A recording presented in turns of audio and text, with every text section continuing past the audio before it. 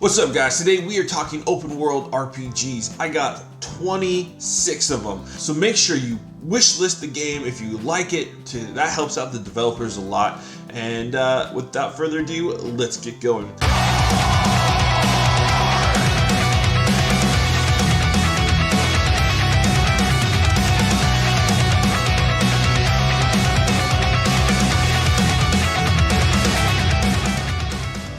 Right away, we are starting with Crimson Desert. This is an open world action-adventure RPG coming to PC, PS5, and Xbox Series. They did originally say last gen as well. I kind of suspect that might not be the case anymore, but that's unconfirmed. This game looks massive, with incredible melee combat, movesets, and combos, ranged weapons as well, horseback riding, fishing, some light survival elements, gliding, climbing, and more. This trailer is nuts. There's so much going on. It will be interesting to see if they can hit all of those things and do them well. But from what we've seen, it looks awesome. It looks gritty and dark and looks like it's going to be a really fun game to play. This is one to watch, and I expect it to get its release date announced at the Game Awards this year. And again, I'm guessing probably spring 2024. So keep an eye out for that. Next up, we have Where Winds Meet. Now, this is an ambitious fantasy RPG from China with a wide array of stats and abilities. They got all kinds of stuff in there. It's somewhat of an answer to Ghost of Tsushima, but with a highly detailed character creation system, engaging martial arts and swordplay. This game takes its cues from Tears of the Kingdom and others, giving a tremendous amount of player freedom. Where Winds Meet is set to come out on PC sometime in 2024. Next up, we have Rise of the Ronin, which is somewhat in a similar vein. This is an upcoming open world action RPG by Team Ninja, the team who made Nioh and Ninja Gaiden. It is in the Bakumatsu period, which heralds the end of the shogunate, and Western influences arise, which means your character, a Ronin, or samurai without a master, will use both melee-focused weapons and period-set firearms, with choices that affect the story and some intriguing RPG systems at work. Rise of the Ronin looks to be an incredible experience. It's coming exclusively to PS5 through that China Hero project in 2024. Coming up next, we have Greedfall 2. Now, this is in the same world as its predecessor, except that this one sees you as one born on the island, raised there 3 years before the colony invasion. And then they come in and take you out of your home, and now you have to regain your freedom and figure out what you're going to do after. It promises deep RPG systems. It says it's going to be far deeper than the first game, multiple factions and endings and possibilities. Spider is really starting to figure this RPG stuff out. I don't think they've been bad before, but I think they're constantly getting better. So if this looks good to you, that colonial period is interesting to you, keep an eye out on Greedfall 2. Coming up next, we have Daba, Land of Water Scar. Now, this looks to be kind of a Souls-like, or maybe more like an Elden Ring similarity, but it looks to have a two-protagonist angle instead of a character creation. Bosses look twisted and combat looks intense. The trailer shows signs of parrying, blocking, perfect dodging, which gives a slowdown effect. This is out of that China Hero project as well, and it's coming to the PS5. Now, there's a lot unknown about Daba, but it certainly has set itself up as one to watch. Coming up next, we have Dragon's Dogma 2. Now, Dragon's Dogma 2 looks like the first game, but taken up to 100. Once again, you are the Arisen. You'll have pawns and you choose your vocation and theirs as well. Able to mix and match to fit your playstyle, whether you like range or mage or melee or some combination of three. There's a lot of fun to be had in the combat of Dragon's Dogma. I loved the original, so I am incredibly excited for this one. Dragon's Dogma 2 should be coming out sometime next year for all modern platforms, and it is certainly one to keep an eye on. Next up, we have Towers of Aghasba. Now this is an action-adventure RPG with some major survival elements to it. You can build vast settlement communities and set up a farming ecosystem, a trade, all that kind of stuff. This has the Zelda Fortnite glider thing going on. It has a pretty cool aesthetic, and it's definitely one to keep an eye on, especially if you enjoy that kind of base building survival stuff. So, Towers of Aghasba, again, if you like this, don't forget to wishlist it on Steam, as that helps out the developers a ton. In a similar vein to Towers, Enshrouded is the next game. This is an open world survival game. It's set up on Steam Next Fest right now. Make sure to wishlist it. Again, hit that. It has a demo right now because of Steam Next Fest. And it has a lot going for it. It's still early and has some work to do, but it's similar to Valheim. And it touts some awesome traversal options with quick, fun combat with huge skill trees. Though the value of those skill trees is probably something they're still working out. But overall, I think Enshrouded is one to watch, and it comes to PC sometime soon. Alright, coming up next, we have Stormrite. Now this is an open world fantasy action RPG. This game has branching storylines, multiple endings, freedom of choice, character customization, has several factions to ally with or go against. You uncover the mysteries of the world and advance through a variety of skill trees and choices. It gives off a kind of Mount and Blade mixed with Skyrim vibes. It's coming to Xbox and PC, and so this one, it has my attention. We'll see if it's any good. It should come out sometime in 2024. Alright, next up is Siren. Now this is unique even in this list of games, as it calls itself a mermaid RPG. Their words are open ocean RPG. It's a mermaid dark fantasy role-playing game where you have full customization for your character, you have a full range of combat options, you're uncovering the secrets of the hidden depths. Now this has an interesting premise, and it's one to watch, especially if this setting catches your attention at all. However, I will warn you, this is a small team. At least when I read, they said they were a team of 5. So I would imagine this game's going to take a while. They probably, if they can get funding, will build their team. So again, I know I'm sounding like a broken record, but if this looks interesting, make sure you wishlist it. Because if the team can get enough going for them, then they have a higher chance of getting some funding and able to, hire new help to build that game. So keep an eye out on that one. Coming up next, we have Avowed. Now this is the new Skyrim-esque game from Obsidian.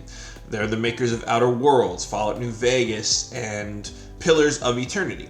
These guys are incredible writers, and the trailers for Avowed are looking pretty dang cool. Hopefully they've taken the time to improve the combat, as it was originally announced as a first person only, so I would assume that is the case unless they announce something different. Magic looks cool. Story should be slick, knowing them. It has tons of lore to dig into because it is based in the same world as Pillars of Eternity. Avowed is coming out on PC and Xbox sometime next year. Alright, coming up next is Elder Scrolls 6, and this is definitely not coming out in 2024. Maybe 2030? Who knows? But it is the next Elder Scrolls, so it's going to be in high demand. Hopefully, Bethesda can kind of figure out some of their things, right? Their engine, maybe bring up some of the aesthetic and other stuff. But otherwise, I think most people out there are excited for a new Elder Scrolls game. Hopefully they brush up that combat a little bit, and maybe the facial animations, all that kind of stuff, and offer something kind of new. But either way, I'm sure it's going to be fun. I'm sure it'll be a good time. So Elder Scrolls 6 is just one to kind of keep out in the forecast. Alright, this next one is similar in a way, and that is The Witcher 4. Now, I wouldn't expect The Witcher 4 in 2024. I wouldn't expect it in 2025. I think 2026 is probably the earliest you can look forward to it. But whether it's going to be Ciri or Geralt, or who the protagonist is going to be, maybe you get to create your own. What the story is, we know nothing other than it's in development. I think Witcher 2, Witcher 3 have proven that this series is one to watch, and so if you enjoyed any of those games, if you haven't played them, go give them a shot. The dark fantasy third-person RPG, I mean, this game does it as well as anyone, and so it's definitely one to keep your eye out, your ear out for, whatever, and just know this game is in the works. It's coming. And it's going to be something cool when it does. All right, next up, we're going to switch gears a little bit, and this is Palworld. Now, Palworld is kind of like an adult version of Pokemon. You have guns and weapons, and you attack the monsters and bring them down, and then try to catch them. They be on your team. You can set them to work on farms and factories. You can use them in combat. There's a whole bunch of other stuff that I don't know. But the creatures still look kind of silly and fun. But you have this new element with the weapons. It's pretty hilarious, but it also looks like it could be really cool if they do it right. Now, this has survival elements and some multiplayer elements as well. It's an open world survival craft monster collection game, and as of right now, it looks to be coming out to PC and Xbox. So keep an eye out on that one. It could be pretty cool, and we'll have to wait and see. Alright, next up, we're talking Obsidian again. Now, this is the Outer Worlds 2, right? Now, the first game was really, really good.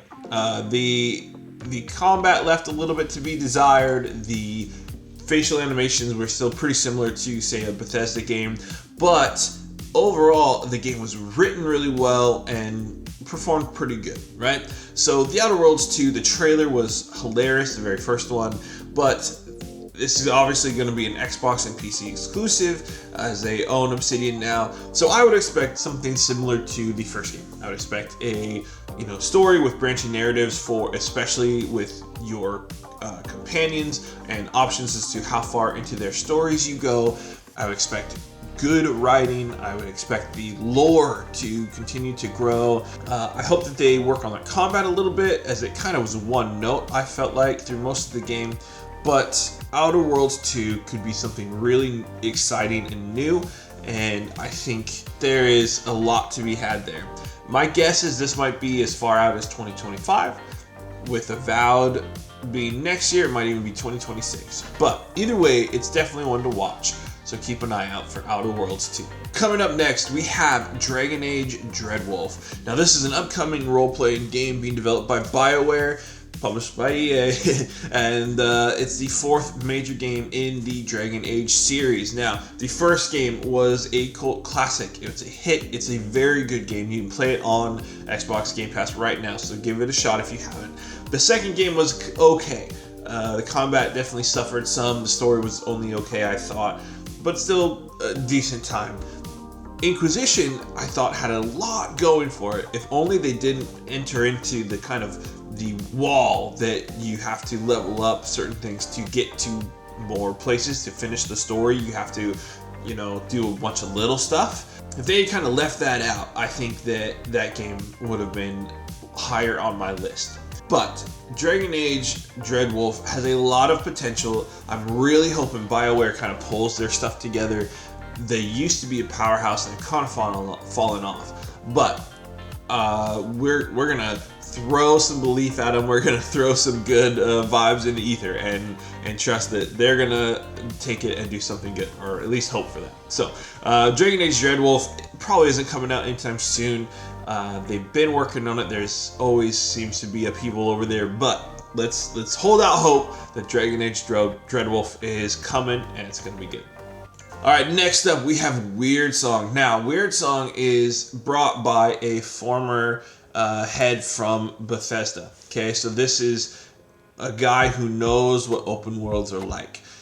This is another dark fantasy. It's a historical fantasy, so whatever that means. But it's taking place in a fictional version of Portugal in the Middle Ages. So a little unique setting there. We don't know much about this game. It's early on in development. It's coming out, I don't know, 25, 26, something like that, okay?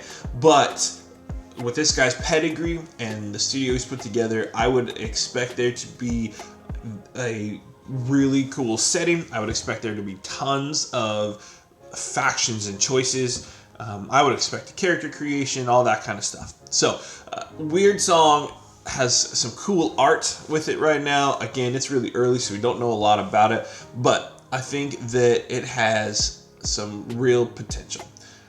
So yeah, so just kind of write that down, put that on a list somewhere, and keep an eye out for Wyrdsong. All right, next up we have Honor of Kings World. Now, this is kind of like Grand Blue Fantasy, is based on a mobile game that's been hugely popular that came out like 10 years ago, but it is developing a single player open world RPG that's set in that same world, okay? Now, it's one of the biggest ones in China, so that's maybe something that you haven't heard of, kind of like League of Legends there. But this has an insane looking combat system, super vibrant colors. It looks incredibly fun and visceral. You're flying all over the place and taking stuff out. Everything that it's shown so far looks really good. Now, it looks like you have set characters, not creating your own. It's built in Unreal Engine. So, I mean, it really, really looks incredible so far. You don't know a lot about it, but they showcase big monsters, cool traversal, some cool looking characters with different movesets. I think I would probably think in the same vein as Grand Blue Fantasy Relink, but this game is one to watch. I think it's going to be an incredible game, and it should be coming out probably sometime next year. Okay, next up we have Project Awakening. Now this is one they showed off several years ago at the Game Awards that had incredible visuals. It was the first game we knew of that was being built in Unreal Engine 5. It has incredible style to it. Now, a lot of people thought it was kind of vaporware, like it was just going away. And that's not true. They just haven't been showing up at these main like fan things, right? They haven't been showing off the game, but they have been showing up at tech stuff, showing off the tech of how they're building their games, how to use Unreal Engine 5 to its fullest, lighting and shaping and all these different things that they've been working on. So Project Awakening has been quietly in the background, just working on the game, creating stuff, being leaders in the tech genre. And so I would expect that this game actually might maybe come out next year, maybe 2025, but from what we know, which is very little, it's going to be an action RPG, possibly somewhat of a Monster Hunter style. We'll see though. But either way, the first trailer still looks incredible to this day, and I expect this game to blow some doors down when it comes out. Okay, coming up next, we have Flintlock, The Siege of Dawn. This is an upcoming action role-playing game developed by A44 Games, and it is set to be released for all major players, PlayStation, Xbox, and PC. Okay, no Switch as far as I'm aware. Now this one has a set protagonist, and you get kind of like this cool magical being for your companion. So it's this big kind of story. The door to the afterlife has been opened and allowing the old god's army of undead to kind of escape. And so you are trying to fight them off. You're trying to keep them from killing everyone, which I think, makes sense.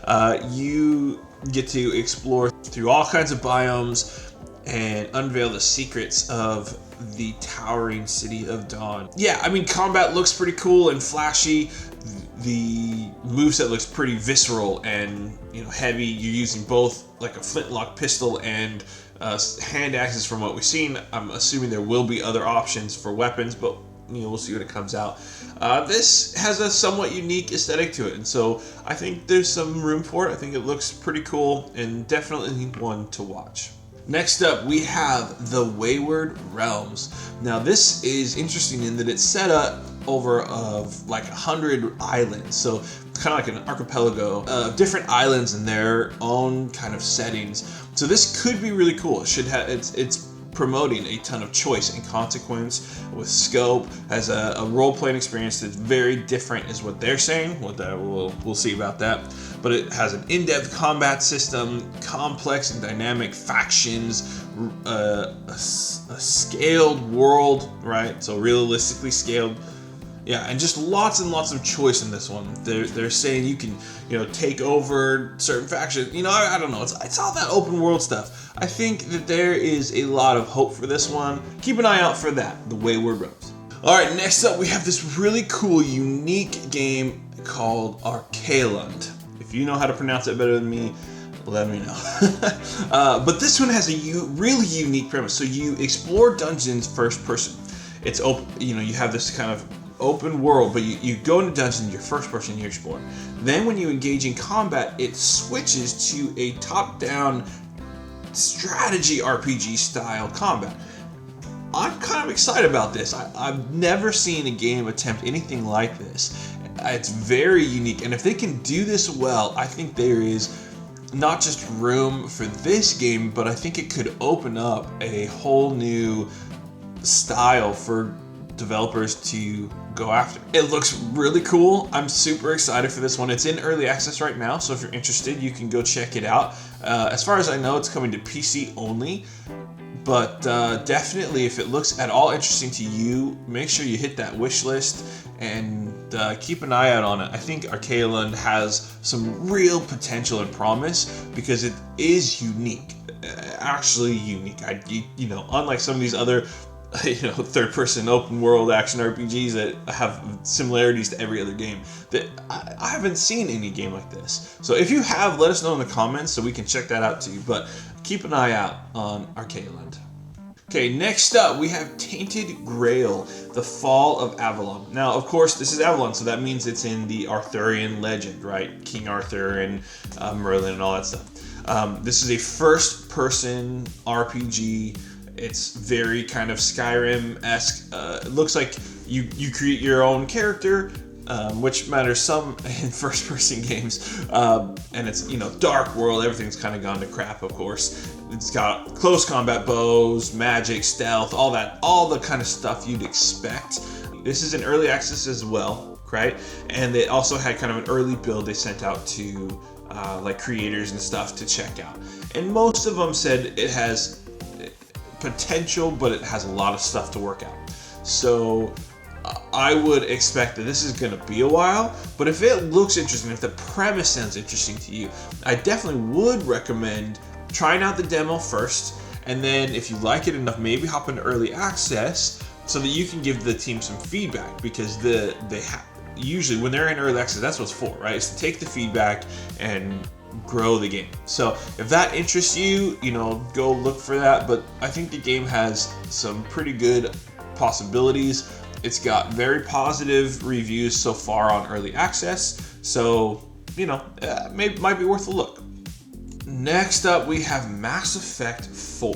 Now, Mass Effect trilogy was incredible. You can play the Legendary Edition now, and it's good stuff. Maybe a bit of a misstep with Andromeda, but they were still fun to be had. The combat, I thought, had much improved in that. But the fourth game they promised, we know zero about, right? They showed one character from the original trilogy, and that's kind of it. Now, what that's going to look like and how that's all going to work, I don't know. They've promised a new Dragon Age and a new Mass Effect over there at BioWare, and I think there's definitely potential if they can do it right, but there's so much to look at and so much time. I wouldn't expect it to come out anytime soon. I would, though, just keep it on my radar, right? If they're still working on Mass Effect 4, when are they going to announce something? Keep an ear out for it. Mass Effect is an incredible series.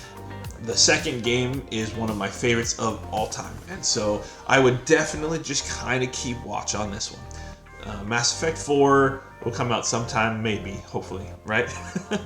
All right, next up we have DECAPOLICE. Now, DECAPOLICE is coming out for the PlayStation and the Switch. Okay, so it's not out for everything, but it's got a very unique kind of cartoony / anime art style. It's got this two-world mechanic where you have the real and the virtual, and somehow they run simultaneously, where stuff that happens in one happens in the other, or at least affects the other. I'm not entirely sure how that works. It has this weird thing that someone hacks it and you turn into like a anamorphic human, whatever. I mean, a weird kind of stuff, but it looks cool. You have investigations because you're a cop, right? You're investigating murders or crimes in these two worlds. I think there's a lot of potential here. Now, it's level 5, and they are not as surefire as they used to be, but they have a good track record mostly.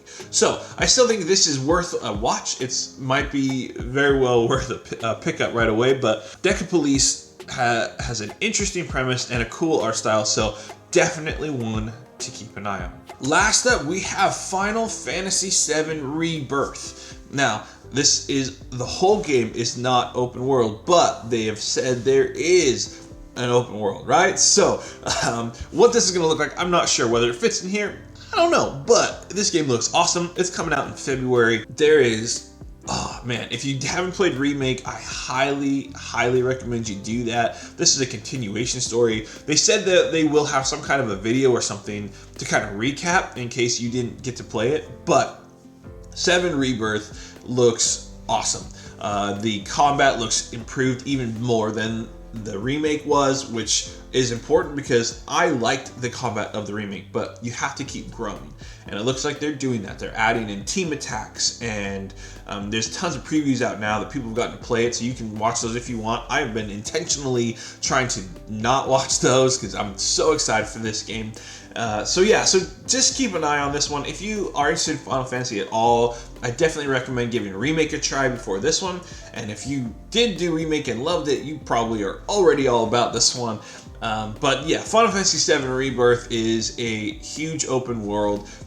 Well, and yeah, it's gonna be sweet. I'm super excited for it. So, obviously, some other throws we could have. We didn't talk about every game ever. This list is, you know, games coming out in 2024, some 2025, 26. Who knows when Elder Scrolls is coming out, right? I mean, games are gonna be coming up forever. But this is a huge list of open world games.